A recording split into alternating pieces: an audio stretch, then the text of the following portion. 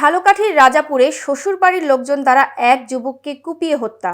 বিস্তারিত থাকছে ঝালকাঠি রাজাপুর প্রতিনিধি রিয়াজ মিয়ার রিপোর্টে।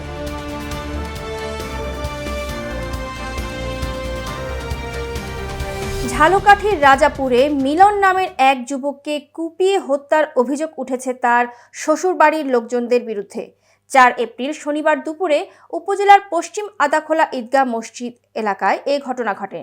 নিহত মিলন ওই এলাকার তৈয়ব আলী হাওলাদারের ছেলে। স্বজনদের অভিযোগ, মিলনের সঙ্গে তার স্ত্রী রোজিনা এবং শ্বশুরবাড়ির সদস্যদের দীর্ঘদিন ধরে বিরোধ চলছিল। শনিবার ওই বিরোধ মীমাংসা করার কথা ছিল। জানা গেছে, ওই দিন দুপুরে দাওয়াতে যাওয়ার পথে ঈদগাহ মসজিদ এলাকায় তাকে ধারালো অস্ত্র দিয়ে কুপিয়ে হত্যা করা হয়। শ্বশুরের নাম কি? আউয়াল। আউয়াল কি? শ্বশুর আলাদা। গ্যান্দাম দেওয়ার পর ওরা পুলিশ দিয়ে আমাকে দাবড়াইছে। আমার ভাই রাইতে সকাল কয় ভাই আপনারে ধরাই দেবে, আর মোর লাগে বলে বাইরে এই যে কইছি আমি বাজারে বাইরে গেছি, বাইরে গিয়ে বাড়লে কথা বাইকে আমার বোলারে গায়ে ঘরে আটকাইছে, গলা টিপে দাও বাইরে বাইরে। এরপর বাবু আমার জানলা বাইকে এরপর ঘরে আইছে। দুজনের বাইরে দুজনের লাগে এই রাইতে